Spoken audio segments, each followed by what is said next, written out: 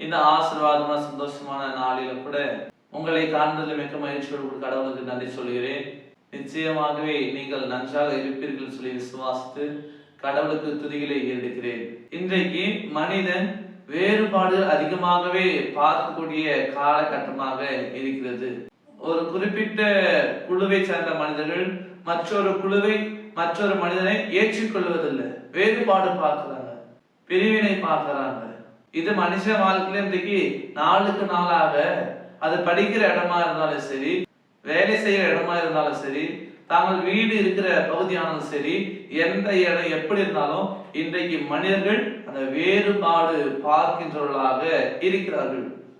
ஆனால் மனிதன் என்னதான் வேறுபாடு பார்த்து பிரிந்திருந்தாலும் கடவுள் இன்றைக்கு வேறுபாடு அற்றவராக, பாகுபாடு அற்றவராக எல்லாரையும் தமது சொந்த ஜனமாக ஏற்றுக்கொள்கிறார்.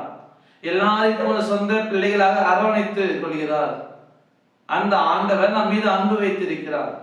நாம் பாவம் செய்த பொழுது, பாவத்தில் இருக்கிற பொழுது, பாவத்தின் பிடியில் அகப்பட்டிருக்கிற பொழுது நம்மை மீட்கும்படியாக, பாவத்தில் நம்மை விடுவிக்கும்படியாக, மீண்டுமாக நம்மை தம்மோடு சேர்த்துக் கொள்ளும்படியாக அவர் தமது ஒரே பிரானாகிய குமாரனாகிய இயேசு கிறிஸ்துவை இந்த உலகத்துல மனிதனாக கொடுத்தார்.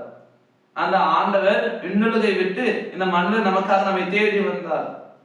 கடவுளுக்கும் மனிதனுக்கும் இருந்த பிளவை மாற்றும்படியாக, கடவுளுக்கும் மனிதனுக்கும் இருந்த அந்த பிரிவை மாற்றும்படியாக இயேசு ஆண்டவர் கடவுளோடு இருப்பதை, சமமாக இருப்பதை அவர் விட்டு நமக்காக வந்தார்.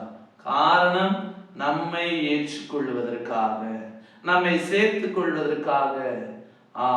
இன்றைக்கு நாம் எல்லாரும் கடவுளுடைய பார்வையில சமமாக இருக்கிறோம். இன்றைக்கு கடவுள் நம்மை அவர் குமாரனாகிய இயேசுவின் மூலமாக நம்மை ஏற்றுக்கொள்கிறார், நம்மை சொந்தமாக்கி கொண்டிருக்கிறார். அதுதான் வேதம் தெளிவாக நமக்கு சொல்கிறது. யாத்திராகமம் 6ஆம் அதிகாரம் 7ஆம் வசனம் இப்படியாக சொல்கிறது: உங்களை எனக்கு சொந்த ஜனமாக சேர்த்துக் கொள்ளுவேன், உங்களுக்கு கடவுளாய் இருப்பேன், உங்கள் மேல் எகிப்தியர் சுமத்தின சுமைகளை நீக்கி உங்களை விடுவிக்கிற உங்கள் கடவுளாகிய கர்த்தர் நானே என்று அறிவீர்கள். ஆம், எனக்கு அன்பானவர்களே, இயேசு ஆண்டவர் நம்மை, பிதாவாகிய கடவுள் நம்மை சொந்த ஜனமாக ஏற்றுக்கொள்கிறார். அவரே நமக்கு கடவுளாக இருக்கிறார்.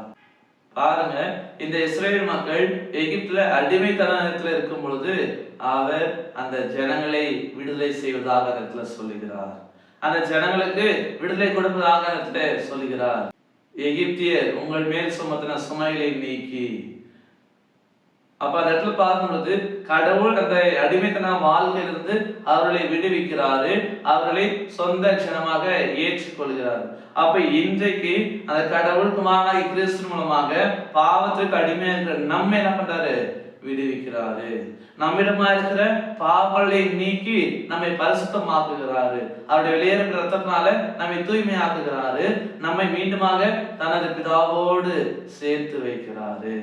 அவருடைய பிள்ளைகளாகிய நாம் கூட இன்றைக்கு முதல் வேறுபாடின்றி, பேதமின்றி, பாகுபாடின்றி கிறிஸ்து நம்மை சேர்த்து கொண்டது போல நாம் கூட பிறரை சேர்த்து கொள்ளுவோம்.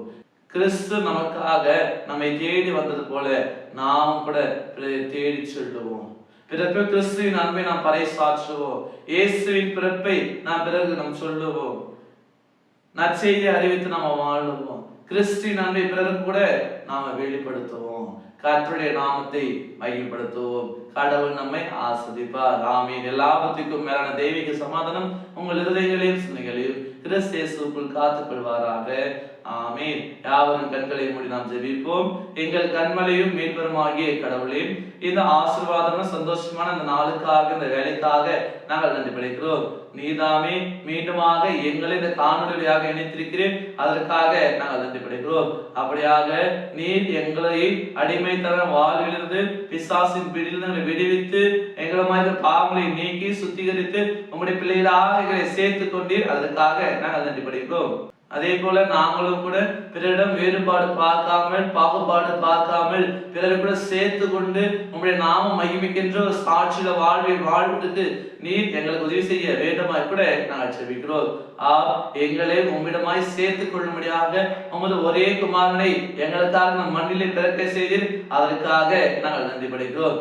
அப்படியாக இனி வரக்கூடிய காலத்துல நாங்களும் கூட பிறரோடு சேர்ந்து வாழ்வதற்கு, பிறரோடு அன்பை பகிர்ந்து கொண்டு வாழ்வதற்கு நீர் எங்களை பலப்படுத்த வேண்டுமா நாங்கள் ஜெபிக்கிறோம். இந்த நாள் முழுவதுமாக உங்களுடைய கருத்தை நாங்கள் அர்ப்பணிக்கிறோம். நீர் ஏற்றுக்கொள்ளும். நாங்கள் செய்கிற வேலைகள், படிக்கிற படிப்புகள், போகிற பயணங்கள் எல்லாவற்றையும் வாய்ப்பு செய்ய வேண்டுமாய் அருள்நாதர் இயேசு ஜெபிக்கிறோம் அன்பின் பிதாவே. ஆமீன். அனைவருக்கும் ஸ்தோத்திரம். கடவுள் உங்களை ஆசீர்வதிப்பாராக. ஆமீன்.